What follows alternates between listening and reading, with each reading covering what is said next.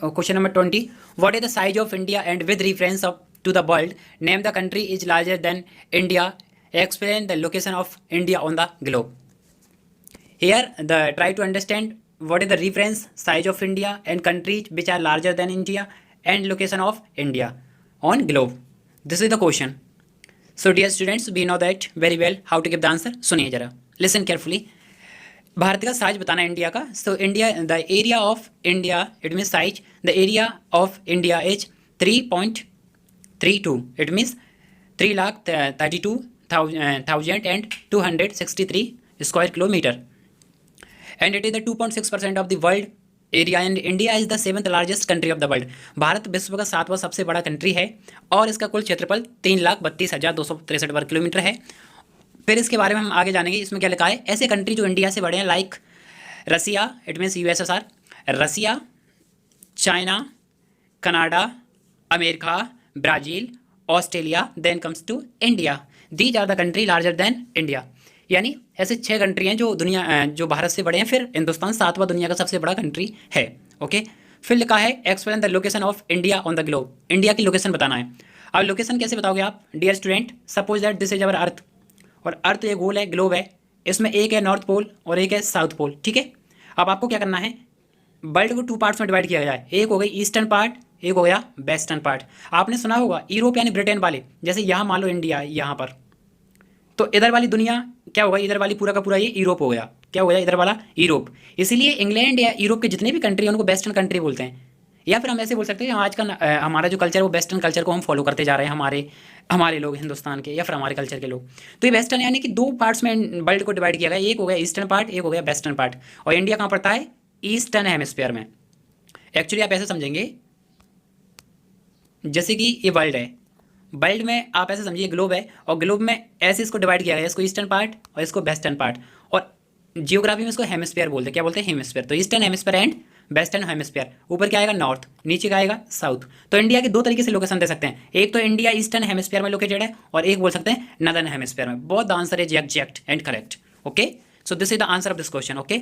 हम कैसे बोलेंगे कि इंडिया का ग्लोब में क्या है, explain the location of India. तो बोल सकते हैं कि जैसे इंडिया है हमारा, ये प्यारा भारत है, सपोज दैट अभी हमारा इंडिया मान लो, तो ये जो एशिया के साउथ रीजन में क्या है, इंडिया सब कॉन्टिनेंट है. ओके. और इंडिया 3 तरफ से ओशियन से घिरा है. एक तरफ इधर जो है क्या है आपका अरेबियन सी, और इधर बे ऑफ बंगाल, और नीचे इंडियन ओशियन. इसलिए जब 3 तरफ से, it means the land which is surrounded by three side, this is called peninsula. ऐसी लैंड जिसको 3 तरफ से वाटर बॉडी से घिरा हुआ उसको हम क्या बोलते हैं, पेनिनसुलर या पेनिनसुला. ओके. इसलिए इंडिया का एक पेनिनसुला है. Next question. अच्छा, उसी में क्वेश्चन में थोड़ा सा और है. अच्छा, इसका ओवर का क्वेश्चन है, what are the implication of India having a long coast line. Very important. ये बोल रहा है कि इंडिया में इम्प्लीकेशन क्या है, बड़ी जो बाउंड्री लाइन है किसकी, कोस्टल. कोस्टल मतलब समझ रहे हो, ऐसे ही इंडिया है, इंडिया का ये मैप है. तो ये इधर वाला जो एरिया है ना पूरा का पूरा जो मैंने अंडरलाइन किया है, ये इसकी कोस्टल लाइन है. So we have to give the answer of this question. Suppose that India have the coastal line, total coastal line is 7,500 के अप्रॉक्स. इट मीन्स 7,500 के करीब है. 7,500 स्क्वायर किलोमीटर के समथिंग हमारे पास कोस्टल लाइन है, जो कि बहुत बड़ी है. और आप इतना बोल सकते हैं कि इंडियन ओशियन में सबसे ज़्यादा अगर किसी की कोस्टल लाइन है तो वो किसकी है, हिंदुस्तान की है. किसकी है बच्चों, इंडिया की है. ठीक है. सबसे ज़्यादा कोस्टल लाइन किसकी है, इंडिया की है. ओके. फिर इसमें लिखा है इम्प्लीकेशन इंडिया में long coast line. Long coast line से क्या है वो समझे. हिंदी में क्वेश्चन को पहले ध्यान से समझना, इसका आंसर कैसे देना है. जैसे लॉन्ग कोस्ट लाइन, तो अपन बोल सकते हैं कि इंडिया की कोस्टल लाइन सबसे ज़्यादा है. ठीक है. अब कोस्टल लाइन सबसे ज़्यादा है तो ईस्टर्न साइड में ये क्या है, वर्ल्ड के जितने भी कंट्री हैं उनको कनेक्ट करेंगे. जैसे कि ईस्टर्न साइड में कम कंट्री को कनेक्ट किया, वेस्टर्न में किया, इधर किसको किया, अफ्रीका को. किसको, अफ्रीका. नीचे श्रीलंका को. तो इंडियन ओशियन से पूरा ट्रेड चलता है, ईस्टर्न टू वेस्टर्न वर्ल्ड को कनेक्ट करते हैं. तो यहाँ से सी रूट मिलेगा हमें, ईस्टर्न साइड में कनेक्टिविटी मिलेगी, वेस्टर्न साइड में कनेक्टिविटी मिलेगी. तो India is a country which surrounded by water body like Arabian Sea, Indian Ocean and Bay of Bengal, which is helpful to connected to Sri Lanka. Eastern country, western country. Eastern में it means Laos, Cambodia, Vietnam, Myanmar, Thailand etcetera, and Singapore and Japan also. And in the western side like middle east, Iraq, Iran, Pakistan and Saudi Arab and at all the country, and next is Madagascar and Africa country. Okay.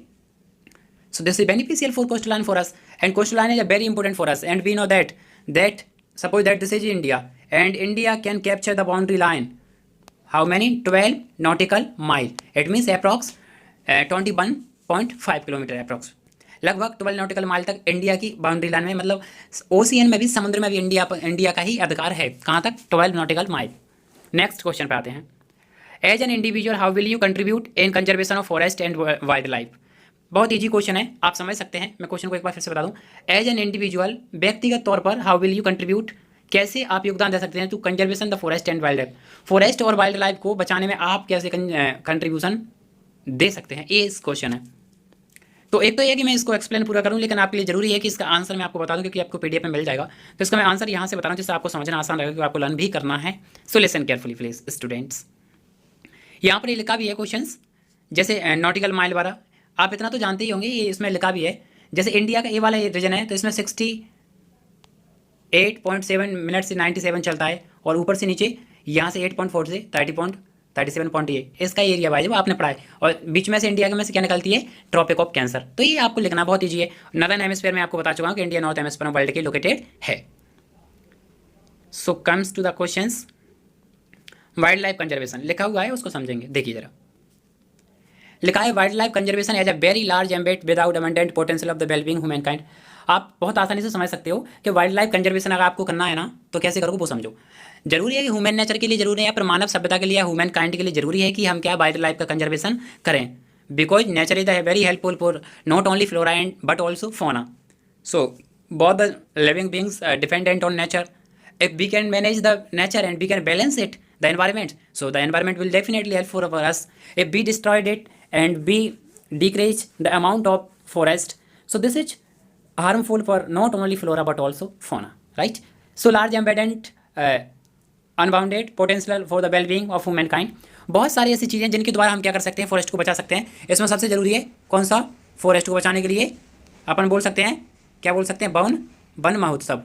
One महोत्सव क्या होता है? जैसे forest के लिए आप movement चलाइए, सम्मेलन करवाइए, समिट करवाइए, जिससे लोग आएंगे वहाँ पर एकत्रित होंगे, और अपन बोल सकते हैं कि जब लोग वहाँ पर बहुत ज़्यादा अमाउंट में आएंगे तो उनके बीच में अपन वो वाली बात रखेंगे कि जैसे वृक्षारोपण हमें करना है, या कोई सी भी एक्टिविटी वृक्षारोपण करने की बोली, या प्लांटेशन करना है, या किसी ऑर्गेनाइजेशन को हमने समझाया। इससे क्या होगा, लोग एक तरीके से फॉरेस्ट या प्लांटेशन पर ध्यान देंगे। इसके साथ साथ क्या कर सकते हैं, जैसे गवर्नमेंट कुछ सपोर्ट कर सकती है लोगों को, वो किस तरीके से, जैसे कि we may stop people from killing domestic and we can create awareness.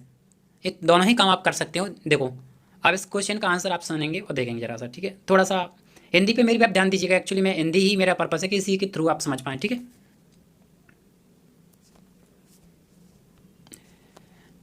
तो हमने यहाँ पर क्या है, कंट्रीब्यूट कैसे करना है कंजर्वेशन में।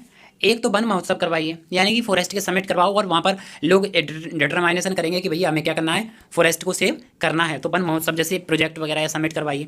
दूसरा क्या करवाइए, दूसरा ये हो सकता है कि जो एनिमल्स होते हैं, डोमेस्टिक एनिमल किलिंग होते हैं रूरल एरिया में, गांव वगैरह में, तो उनको एक प्रॉपर वे में एक जगह होनी चाहिए जहाँ पर क्या उनको जैसे लाइक गार्बेज की तरह, या फिर उनको दफना सकें एक जगह। ऐसा नहीं कि कहीं पर भी डाल दिया जाए।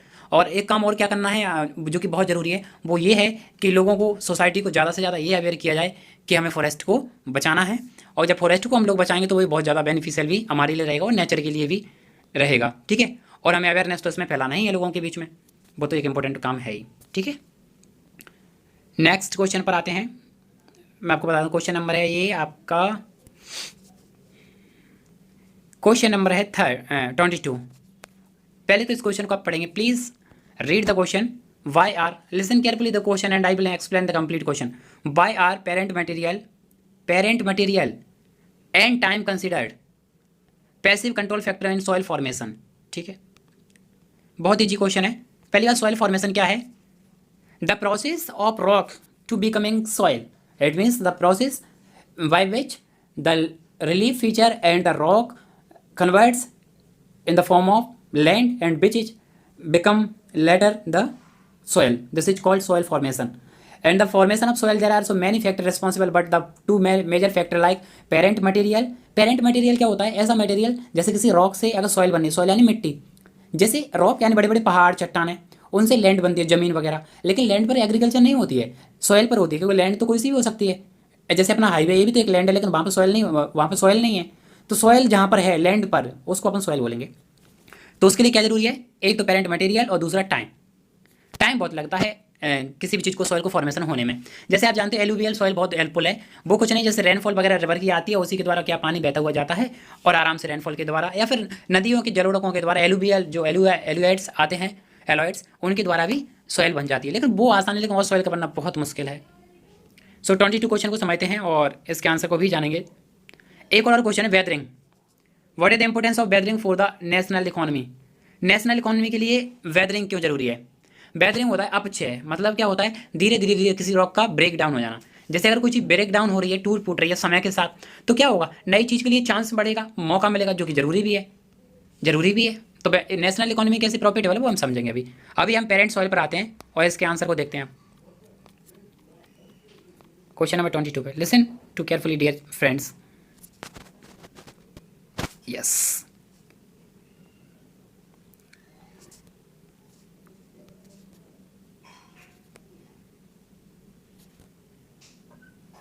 Parent material it means parent material passive control factor in soil formation depend texture. अच्छा, एक किस पर डिपेंड करता है पेरेंट, एक तो टेक्सचर, टेक्सचर होता है यानी कि रॉक के जो पदार्थ है वो कैसा है, कितनी मोटा है कितना पतला है, और उसका एक स्ट्रक्चर। जैसे ये भी देखना है कि रॉक कितनी तीखी है, तीखी का इन द सेंस ये है कि कहने का सेंस ये है कि कितनी हार्ड है वो सॉफ्ट है, ये भी आपको देखना पड़ेगा। जैसे ज़्यादा सॉफ्ट हुई तो रेत बन जाएगी, सेंट लाइक अ डेजर्ट, रेगिस्तान राजस्थान की तरह। And as well as minerals, minerals भी देखना, जैसे मान लो सॉइल तो बन गई, जैसे कि राजस्थान में है सैंडी या एल्काइन सॉइल, बट प्रॉब्लम क्या है वहाँ पर, सर प्रॉब्लम ये है कि वहाँ पर क्या है एग्रीकल्चर प्रोडक्शन नहीं हो पाता है, क्योंकि वो सॉइल तो है लेकिन उसमें मिनरल्स नहीं है, lack of water and many things. So इनमें कंपोजिशन होता है किसका, रॉक्स का, ठीक है। ये तो पेरेंट मटेरियल हुआ इसका। अब पेरेंट मटेरियल क्या है, सॉइल क्या धीरे धीरे, यानी कि इसमें लिखा देखो soil are very young and have not matured that so stroke like with the soil will clear relation with the parent rock. Parent rock वो होती है जो एक मुख्य बहुत बड़ी रॉक है, चट्टान, उससे जो सॉइल टूट फूट के बनती है उसी को पेरेंट रॉक बोलते हैं। टाइम क्या है वो सुनो, passive control factor is soil formation, the length of time is soil forming process operate determine maturation. जितना ज़्यादा टाइम सॉइल को बनने में लगता है, मैच्योर होता है, मैच्योरेशन का मतलब उतनी ही अच्छी वो सॉइल बन पाती है, और जितनी अच्छी सॉइल बनेगी उतना अच्छा प्रोडक्शन भी उसमें होगा और सॉइल प्रोफाइल का डेवलपमेंट भी होगा, सॉइल भी अच्छी बनेगी, जो कि बहुत जरूरी है। तो सॉइल के डेवलपमेंट के लिए क्या है, डिपोजिट, जैसे इसमें लिखा देखो एलुवियम के बारे में इन्होंने जिक्र किया है, क्या जिक्र किया है, soil developing from recently deposit alluvium and glacial till are considered young and activist. अब एलुवियल वाले ग्लेशियल क्या है, नए समझे जाते हैं, न्यू कंसिडर किए जाते हैं, एक्सिस्ट एंड नो ऑरिजिन्स। क्यों, क्योंकि अभी मैंने बताया कि एलुवियल क्या है, बस जैसे रिवर फ्लो होकर आ रही है और रिवर फ्लो के आपकी तरफ आई, तो वो जब फ्लो होकर आती है तो धीरे धीरे धीरे धीरे थोड़ी थोड़ी जो रास्ते में जो रॉक्स होती हैं तो उनसे मिट्टी वगैरह सॉइल वगैरह को काट पीट करके वो अपने साथ बहा ले जाती है, इसकी वजह से एलुवियल न्यू होते हैं, लेकिन वैसे सॉइल को बनने में टाइम बहुत ज़्यादा लगता है।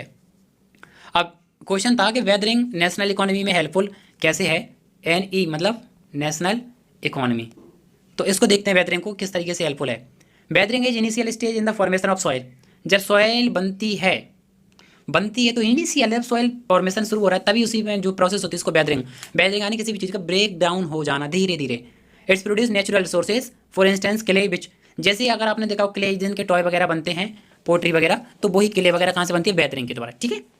एनो the significance weathering is weakness rock making them easier, क्या हो जाता है इजियर, लिखा है weathering is the initial stage in the formation, ये हो गया। एनो the significance weathering weakens rock making them easier people exploited, example mining. जैसे वेदरिंग यानी एक तो वेदरिंग क्या है, क्ले वगैरह प्रोवाइड करवाती है, दूसरा एक्सप्लॉइट, वेदरिंग की हुई सॉइल को यूटिलाइज करना ह्यूमन के लिए बहुत ज़्यादा आसान है, क्योंकि माइनिंग वगैरह अपन आसानी से कर सकते हैं। वेदरिंग का मतलब ही होता है कि रॉक का धीरे धीरे ब्रेक डाउन हो जाना, तो आसानी हो जाती है यहाँ पर माइनिंग करने में। रॉक इज स्मॉलर, यहाँ पर क्या लिखा है, ये लिखा था process is accountable for the fragmentation rock into smaller fragments, यानी बड़ी रॉक को छोटी छोटी स्मॉलर फ्रेगमेंट्स में, चट्टानों में तोड़ देना, ये प्रोसेस किसमें होती है, वेदरिंग में, ठीक है। थर्ड होता है बायोडाइवर्सिटी, बायोडाइवर्सिटी यानी फ्लोरा एंड फौना की वैल्यू या अमाउंट में क्या है, इंक्रीजमेंट हो जाना, ठीक है। Wasting and reduction of the relief and modification and land form are a result of erosion. अब इरोजन क्या है में, देखो वेदरिंग एड्स, वेदरिंग किस में हेल्प करता है, इरोजन में।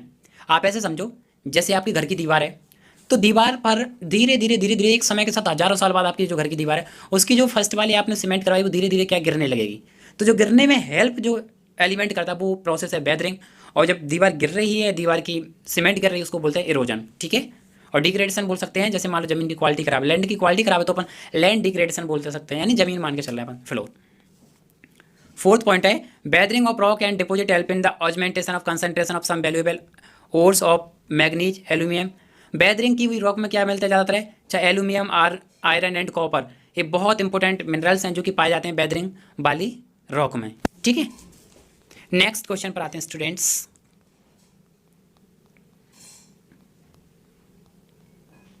Question number 23, listen carefully. Difference between man made disaster and natural disaster. ऐसी नुकसान जो इंसान के द्वारा किए जाते हैं और प्रकृति के द्वारा। बहुत आसान है, मैं इसको हिंदी में ही समझा देता हूँ, सुनो। मैन मेड ऐसे डिजास्टर होते हैं जो सडनली होते हैं, लेकिन हमें उसका अनुभव नहीं रहता है, या फिर ऐसी एक्टिविटी जो धीरे धीरे हम करते हैं और अचानक हमारे सामने आते हैं और वुमेन द्वारा जनरेट किए होते हैं। ऐसे अनकंडीशनल डिजास्टर क्या कहलाते हैं, मैन मेड डिजास्टर। जैसे कि ऐसी आर्टिफिशियल थिंग्स जैसे बॉम्ब, फायर या फिर वॉर वगैरह, लड़ाई बैटल वगैरह, ऐसे डिजास्टर क्या होते हैं जो कि इंसान ने अपने द्वारा किए हुए हैं, क्रिएट किए हैं। ठीक है, और एक और क्या होता है स्टूडेंट्स, नेचुरल डिजास्टर। ऐसे डिजास्टर जो इंसान ना करे बल्कि नेचर के द्वारा हो जाए। अब ये क्या होते हैं सर, वो सुनो। जैसे मान लो अचानक अर्थक्वेक आया, साइक्लोन आया, या फिर वॉल्केनो एक्टिविटी हुई, या लैंड स्लाइड हो गया। ये जो प्रोसेस है ये होते हैं नेचुरल डिजास्टर, जिसका हमें कुछ पता नहीं है लेकिन ये आ जाए सडनली। इससे भी बहुत ज़्यादा अमाउंट में क्या है, लॉस होता है अर्थ पर। ठीक है, नेक्स्ट क्वेश्चन आते हैं students. Suppose you are travelling from Haridwar to Siliguri along the foothills of Himalayas. Name the important factor will across the describe the character of any one of them. आपको स्टूडेंट्स ये बताना है कि सपोज दैट आप travel कर रहे हो हरिद्वार से सिलीगुड़ी अलॉन्ग द सिलीगुड़ी, तो आपको क्या पड़ेगा हिमालय के आसपास, वो आपको बताना है रिवर्स। क्या बताना है, रिवर्स। अब यहाँ पर रिवर्स पूछा गया, वो भी हिमालय के आसपास में। तो आप जानते हो इंडिया की नेशनल रिवर कौन सी है, गंगा। यहाँ पे चैप्टर में दिया है एक्चुअली, अगर आप चैप्टर को रीड करोगे तो अपने आप समझ जाओगे क्वेश्चन कौन से चैप्टर से आया है, रिवर वाले से। Describe the characters of any one of them, किसी एक का कैरेक्टर आपको बताना है। तो सुनो, जैसे हमें पता है कि गंगा जो रिवर है हमारे इंडिया की, वो नेशनल रिवर है, सबसे पवित्र रिवर भी है। तो गंगा रिवर क्या है, नदन प्लेन में फ्लो करती है। कहाँ से निकलती है सर, गोमुख लेक से। कहाँ से, गोमुख लेक उत्तराखंड में पड़ती है, यहाँ से ये निकलती है। और गंगा नदी जहाँ गोमुख लेक से निकलती है, जहाँ से बहती है, उसको बोलते हैं भागीरथी। गंगा का नाम क्या है वहाँ पर, नदी का भागीरथी रिवर है। और आगे चल के देवप्रयाग में जाकर के इसी नदी का नाम क्या हो जाता है, गंगा। क्या हो जाता है, गंगा। और आगे चल के यही गंगा नदी जैसे फ्लो करती है, और आगे चल के कहाँ मिल जाती है, प्रयागराज में जाके मिल जाती है यमुना।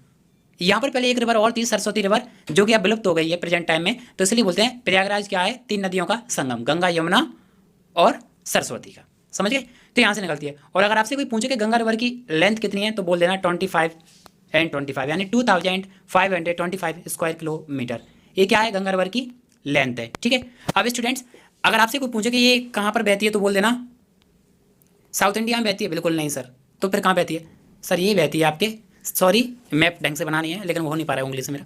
तो इधर इस एरिया में, यानी ए वाला area, a river Ganga flow होती है उसमें। ठीक है, और आगे चल के बांग्लादेश में चली जाती है, वेस्ट बंगाल में होते हुए। तो सबसे पहले आएगा कि क्वेश्चंस कि गंगा नदी कहाँ कहाँ फ्लो होती है। तो सुने, एक तो यूपी में होती है, एक उत्तराखंड में, पहले उत्तराखंड में, फिर यूपी में, फिर बिहार में, फिर वेस्ट बंगाल में। ठीक है, इस तरीके से इन सब में फ्लो होती हुई जाती है।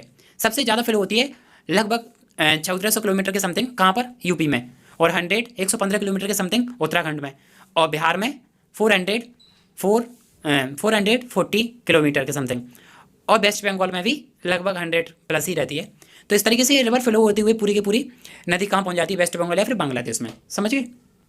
अब इसमें कुछ ट्रिब्यूटरीज होती हैं। अब बच्चों ट्रिब्यूटरीज क्या है वो सुनो, ऐसी रिवर जो गंगा नदी में आके मिल जाती हैं। तो सुनना पहले, नॉर्थ साइड में गंगा रिवर की कुछ ट्रिब्यूटरीज हैं। ट्रिब्यूटरीज क्या होती है वो सुनो। मान लो एक बहुत बड़ी रिवर है, क्या है, बहुत बड़ी रिवर है। जैसे मान लो ये गंगा नदी है, ये निकल के जा रही है, इसमें छोटी छोटी नदियाँ ऐसे आई और ये कनेक्ट हो गई इसके साथ। तो जब छोटी छोटी नदियाँ किसी एक बड़ी नदी के साथ कनेक्ट हो जाती है, उसको बोलते हैं ट्रिब्यूटरीज। ठीक है, और ये जब बहुत सारी हो जाती है तो उसी को बोलते हैं रिवर सिस्टम। क्या बोलते हैं, रिवर सिस्टम। तो नॉर्थ इंडिया में कैसे मिलती है, जैसे गोमती, घाघरा, गंडक, कोसी, ये पूरी की पूरी रिवर कौन सी है। और इसी में अपन कमला भी कर सकते हैं, और एक दो और है। ये पूरी की पूरी नदी कौन सी है, जो कि नॉर्थ इंडिया के प्लेन में गंगा रिवर में जाके मिल जाती है, इसकी ट्रिब्यूटरीज। अब ऐसी भी रिवर हैं जो गंगा नदी में मिलती तो हैं लेकिन नॉर्थ इंडिया में नहीं है। तो फिर sir Vindhyachal, middle side Madhya Pradesh से कहाँ जाती हैं इसमें, जैसे चंबल, बेतवा, कैन, सोन एंड यमुना। यमुना इनकी मेजर रिवर है। तो यमुना नदी इटावा में, यूपी के इटावा में जाके कहाँ मिल जाती है, आगे चल के इटावा से होते हुए गंगा नदी में मिल जाती है। तो मध्य प्रदेश से, या फिर अपन बोल सकते हैं कि जो मिडिल इंडिया है ना, यहाँ से डेक्कन की प्लेटू के ऊपर से विंध्याचल रीजन से रिवर है जैसे कि चंबल, बेतवा, कैन, सोन, यमुना, ये सब कहाँ मिलती है? गंगा नदी में जाके मिल जाती हैं। ये बहुत बेनिफिशियल होती हैं। क्यों होती हैं? क्योंकि यहाँ नॉर्थ इंडिया के प्लेन में आप जानते हो, इस प्लेन एरिया में बहुत सारी नदी बहती है, जिसमें से गंगा एक ऐसी है, पेरेनियल रिवर है। पेरेनियल मतलब सदाबहार नदी, जिसमें हमेशा पानी रहता है, जिससे एग्रीकल्चर भी ज़्यादा होती है। आपको मज़ेदार बात बताऊँ कि 8.8 लाख मोर देन हेक्टेयर से भी ज़्यादा रेनफॉल फार्मर्स को प्रोवाइड होता है गंगा रिवर के द्वारा। अब इसके क्वेश्चन को थोड़ा सा जाके हम उसी में पढ़ लेते हैं कि क्या लिखा है।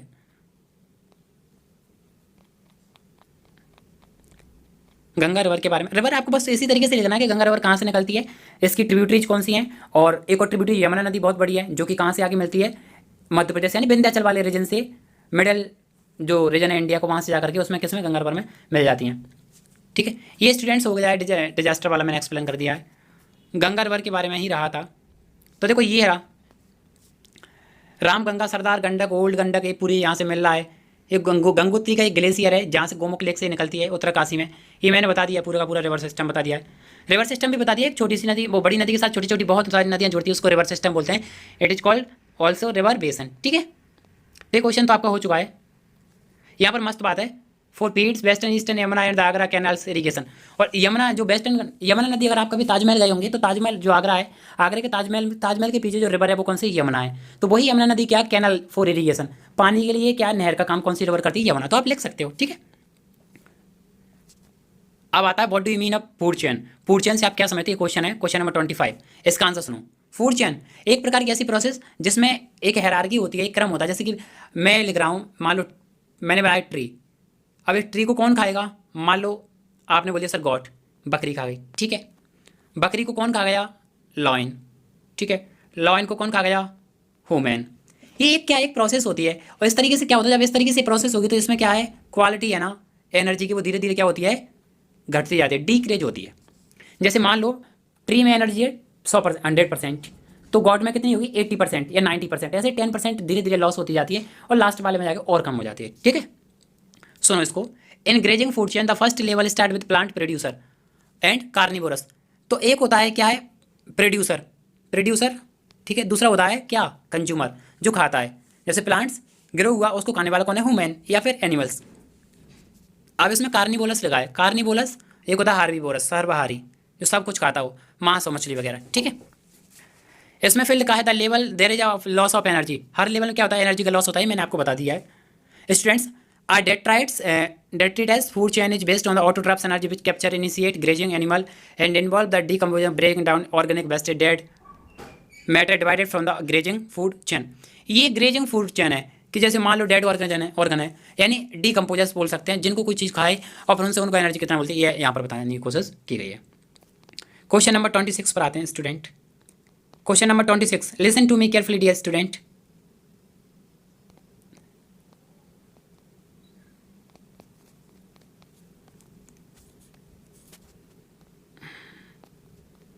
ट्वेंटी 25 तक हो चुका है आपका, 26 पर मैं आ रहा हूँ। लिखा है ocean seem, very important question, please listen that, very important question. Ocean seems to be water body but, ocean seem to be water body but it's many type of land forms with justify the statement with the given statement. बोल रहा है कि ऐसा क्या है कि जो ocean है ना वो वाटर बॉडी की तरह लगता है, लेकिन रियल में देखा जाए तो बहुत सारी लैंड फॉर्म्स होती हैं इसमें जो इसको जस्टिफाई करती है। आपको इसको एक्सप्लेन करना है कि स्टूडेंट्स ऐसे कैसे पॉसिबल है। दूसरा है वाई यू, नेक्स्ट क्वेश्चन है, नेक्स्ट क्वेश्चन समझिए। Why you move into the ocean water thermal layer would you encounter why the temperature vary with the depth. कि टेम्परेचर में गिरावट कैसे होती है। मैं पहले हिंदी में समझा रहा हूँ, आप इसके क्वेश्चंस को ही समझे जिससे आपको आसानी हो जाएगी, क्योंकि आप आंसर तो वैसे ही पढ़ सकते हो। Ocean seem to be water body में इंडिया का ही मान लो अर्थ है, इसके चारों तरफ क्या है? पानी पानी है। ठीक है, तो ओशियन भी तो ऐसे ही लगता है ना कि पानी है चारों तरफ, बिल्कुल सही है सर। लेकिन फिर भी जैसे मान लो ये क्या है पता है कहाँ का मैप है? ये श्रीलंका का। तो श्रीलंका चारों तरफ से क्या है? सिर्फ ओनली वाटर है। जब वाटर बॉडी से घिरा हुआ है तो ऐसे कई आइलैंड होते हैं ना जो कि वाटर में है, जैसे वेस्ट इंडीज हुआ, जापान ही एक आइलैंड कंट्री है, इंडोनेशिया हुआ, फिलीपींस हुआ, ये सब क्या आइलैंड कंट्री हैं। अब इनमें क्या है? चारों तरफ से पानी से घिरे हुए हैं, यानी कि ओशियन वाटर बॉडी तो है, लेकिन उसमें भी बहुत सारे क्या है? लैंड फॉर्म्स हैं। ठीक है, यानी कुछ कंट्रीज वगैरह या आइलैंड वगैरह हैं जो बताते हैं रिलीफ फीचर, तो यहाँ पर भी वेरी करते हैं। और थर्मल लेयर क्या है? वुड यू एनकाउंटर, जैसे मान लो ये अर्थ है, ठीक है, और ये क्या है? ए है ए वाला रीजन, आप मान सकते हो सी मान लो समुद्र। तो अर्थ और समुद्र में डिफरेंस है ना, जैसे अर्थ पर टेम्परेचर ज़्यादा है, समुद्र में कम है, लेकिन धीरे धीरे समुद्र में जैसे गहराई से आप जाते जाएंगे तो पानी में जो टेम्परेचर है वो सन का कम होगा, क्योंकि रे वहाँ तक नहीं पहुँच पाती हैं। ठीक है, चलो इसके आंसर ही देख लेते हैं थोड़ा सा। बहुत इंपॉर्टेंट है, सुनेंगे जरा ध्यान से। लिखा है the statement is absolutely right, like the surface of the earth ocean flow is nether level of nor flat. हाँ, लेकिन ये बात सही बोली है। क्या है सरफेस ऑफ द अर्थ, अर्थ का जो सरफेस है ना तो flow is nether, ocean flow is nether level nor flat. Ocean का फ्लो ना तो लेवल में होता है ना फ्लैट होता है, क्योंकि कहीं पर ज़्यादा कहीं पर कम है। ये डिपेंड करता है कि कौन सा कंट्री कितनी ऊंचाई नीचाई पर लोकेटेड है। जैसे कॉन्टिनेंटल सेल्फ मतलब extend margin of each continent occupy by shallow sea gulf. कुछ कॉन्टिनेंट ऐसे हैं जहाँ पर क्या है, गल्फ है, सी है, ओशियन है, तो अलग सिस्टम है। लैंड एडजॉइनिंग करती है, कहीं पर नहीं। जैसे अफ्रीका में लैंड रिलीफ डिफरेंट है, अमेरिका में डिफरेंट है, इंडिया में जैसे कि नॉर्थ साइड में एवरेस्ट है, हिमालयाज है। तो ये क्या चीज़ें हैं जो रिलीफ फीचर को बताती है। कॉन्टिनेंटल स्लोप, कहीं पर बहुत ऊंचे ऊंचे पहाड़ पर्वत होते हैं, जैसे कि कॉन्टिनेंटल स्लोप इनको बोलते हैं। तो ये बताती हैं कि बहुत सारी ऐसी चीज़ें जिनसे कॉन्टिनेंटल स्लोप वगैरह में चेंजेस आते हैं। जैसे लिखा है द डीप सी प्लेन यानी abyssal plain are the world flatter smallest plain. जैसे लिखा है 4% oceanic floor is at flat है, कितना है 40% ओशियन फ्लोर कैसा है, फ्लैट, बिल्कुल समतल है। It is form accumulation of sediment on the sea floor with depth varying from 3000 to 6100। ये प्लान है, डीप सी प्लान बताने की कोशिश यहाँ पर की गई कि कैसे एक्यूमुलेशन होता है फ्लोर का। सबमरीन रीजन रिजिस भी बताया है, जैसे कि फिलीपींस आइसलैंड है एंड आइसलैंड एज नहीं Philippines island as a mid Atlantic region में। यहाँ पर क्या ओशियन फ्लोर है सबमरीन नेरो एंड राइट्स। जो सबमरीन एरिया जो होते हैं वहाँ का होता है पीक ऑफ द रिजेस, यहाँ पर ऊंची ऊंची छोटी होती हैं, और आइलैंड का क्या है, पीक होता है।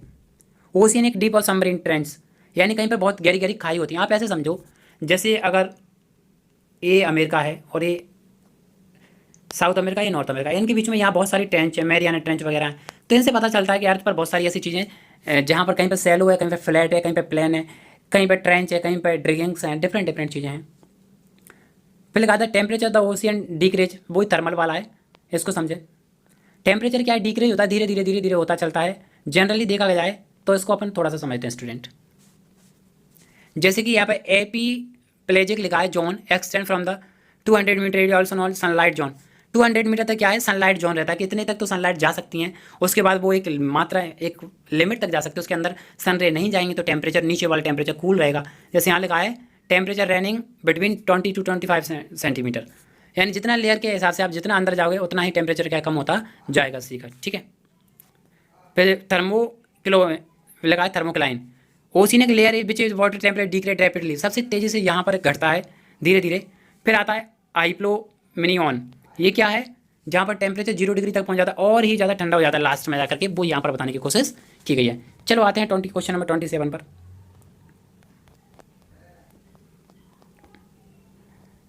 Yes, why did tropical cyclone originate over the sea, बहुत इंपॉर्टेंट, बहुत ज़्यादा important. Tropical cyclone originate over the sea, समुद्र में ही क्यों आते हैं। In which part of the tropical cyclone do torrential rain and high velocity wind how and why, describe the climatic condition which prevail over India during the different season. दोनों questions को मैं हिंदी में ही समझाता हूँ, सुनेंगे। साइक्लोन क्या रहता है, जैसे मान लो ये इंडिया है, सपोज दैट इधर क्या है, पूरा पूरा पानी वाटर समुद्र है, तो इस रीजन में क्या है साइक्लोन तेज़ी से आएंगे, बहुत तेज़ी से, क्योंकि ये खुला हुआ ओपन एरिया हो, यहाँ इतनी तेज़ी से साइक्लोन आएंगे चक्रवात, जो पानी धीरे धीरे लैंड वाटर बॉडी की तरफ जाएगा। ठीक है, और ऐसे क्या होता है, फिर इसमें बताया भी है कि ऐसे in which part of the tropical cyclone do torrent rain and high velocity, तो कहाँ पर किस तरीके से ज़्यादा रेनफॉल होती है, विंड ब्लो होती है, क्योंकि जहाँ साइक्लोन ज़्यादा बनेगा वहाँ पर रेनफॉल की पॉसिबिलिटी ज़्यादा है। Describe the climatic condition which prevail the India during season, आप जानते हो इंडिया है, सबसे पहले रेनफॉल अगर आपको बता दूँ इंपॉर्टेंट बात, वो होती है अंडमान निकोबार और लक्षद्वीप में सबसे पहले रेनफॉल, क्योंकि इंडिया का पार्ट मई में हो जाती है। फिर मानसून केरल आएगा जून में, फिर डेक्कन में जाएगा महाराष्ट्र कर्नाटका में, फिर उसके बाद में पूरे जून जुलाई में जाके ओवरऑल इंडिया में रेनफॉल लगभग कर देता है। ठीक है, वो आगे चल के टेम्परेचर बढ़ता रहता है।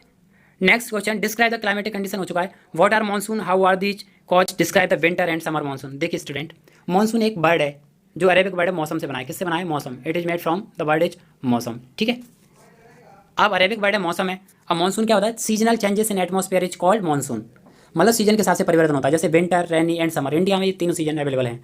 इसलिए इंडिया का क्लाइमेट कैसा है, monsoon. How are the cost, describe the